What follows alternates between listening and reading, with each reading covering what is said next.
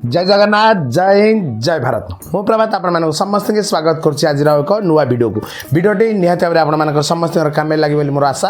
आउ विश्वास कारण वीडियोटी हूँ राशन कार्ड रिलेटिव एवं राशन कार्ड टोटाल अपडेट आसी सारी जे e-kyc लास्ट डेट घोषणा हो सारी जदि से डेट भितर आपण मैंने e-kyc करूना आपण मानकर राशन कार्ड ना कटिबा सुनिश्चित तो डेरी न करी तार ऊपर चलतु आरंभ करवा आज वीडियो।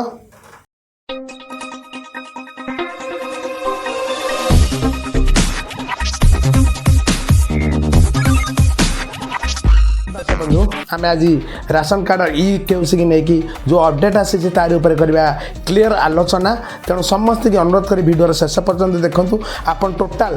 केबे अच्छी ration card e-kyc last date तापर आपण मानक आलोचना करी तार जोटा ऑफिशियली जो रिजल्ट अच्छी ताकू भी आपण मानक सामने रखी प्रकृत तथ्य कौन आउ कौन तार प्रकृत जो सत्यासत अच्छी तापर निहाती भाव आलोचना करवा मुझे रिसेंट 18 तारिख दिन जाइली राशन जिनस आने मो राशन कार्ड आपने देखिपे क्लीयर मु केवल राशन आईटा को नंबरटा को ब्लॉक करके रखी तो मुझे राशन सामग्री आने गली जो 3 मास एट ए टाइम थरे लाखे राशन जिनस दि जाए एथर गोटे मास दि जाए तार बिलिंग ये देखो शो कर दूँ मुझे दुईटा जिनस ब्लोअर करके रखी मो आईडीटा को देखूँ आईडीटा को ब्लोअर करके रखी देखूँ तथापि मु साइड लगेदेवी आप देखिपारे ये क्लीयर गोटे मासर मात्र राशन सामग्री दि जाऊँगी देखो गोटे मासर मात्र राशन सामग्री दि जाऊँगी तार कारण हूँ जेहेतु डिसेम्बर मसरे जो मैंने e-kyc करना से राशन कार्ड रु ना कटिज जदि कटिज बर्तमान जदि 3 मास राशन सामग्री दिज्व ताहले ना डिसेम्बर मसरे कटिद तो जनवरी फेब्रुआरी 2 मास कहीं सरकार 10 केजी राशन सामग्री एक्सट्रा दब से प्लानिंग बा प्राय गोटे मासर राशन सामग्री दि जाऊँगी आ प्रत्येक जो राशन जो माने वितरक अच्छा डीलर जहाँ को आम कहे से लिस्ट आसी सारी जो माने e-kyc कंप्लीट होनी आउ से गोटे टाइम लाइन जोटा दि जाइए डिसेम्बर 31 तारिख भितर जदि से राशन कार्ड e-kyc न कर आधार कार्ड सहित ताहले से ना राशन कार्ड रू कटिज तो ये थिला राशन कार्ड अपडेट तो आर निराट सत्यासत कौन आम निहाती भाव राशन कार्ड जो टोल फ्री नंबर अच्छी से जोगाजोग करवा तार प्रकृत सत्यटा आपण मान सामने रखा प्रयास करी से न करी आ गोटे मोबाइल रे आम जो ration card toll free number अच्छी से जोगाजोग करवा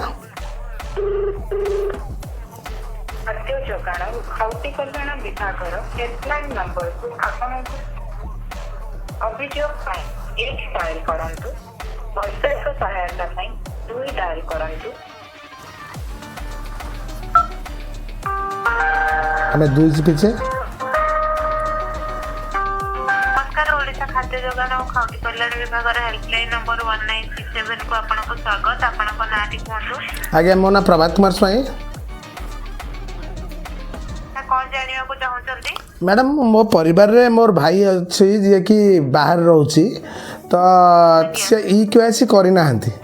तो मो जिते मसरे राशन सामग्री आने गली तो से कहया था 31 तारिख भितर जदि आपणकर भाई जी अच्छा फैमिली मेम्बर जेहेतु सी यदि e-kyc करेंगे ताल नाटा राशन कार्ड कटिज तो सहीटा ठीक ना भूल देखो सर आगो सर तो थिला 31 तारिख पर्यंत किंतु एबे आगो को तो डेट पहुंची पारे जेते पर्यंत सर लास्ट डेट पर्यंत आसी नाही e-kyc रो अच्छा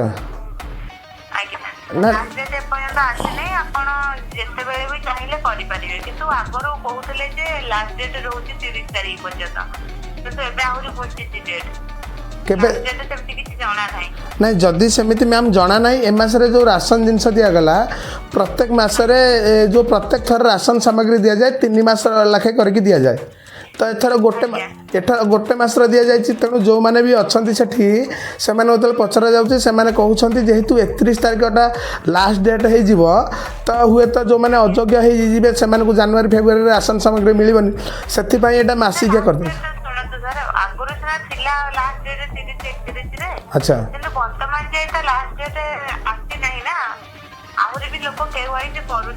आज्ञा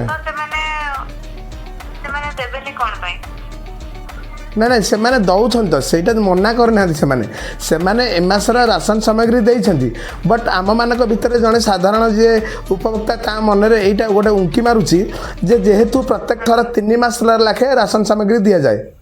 तो ए मासरे जोटा डिसेम्बर मासरे मिली सेटा केवल गोटे मासर मिली डिसेम्बर मासर तो से आम समस्ते जो मैंने e-kyc करना से मैंने समस्त आम द्वंद्व रोचु ना तो जेहेतु यहाँ गोटे मसरे दि जाए आग को सेटा कटिजन तो जदि कटिज थे ना कटिगला आड़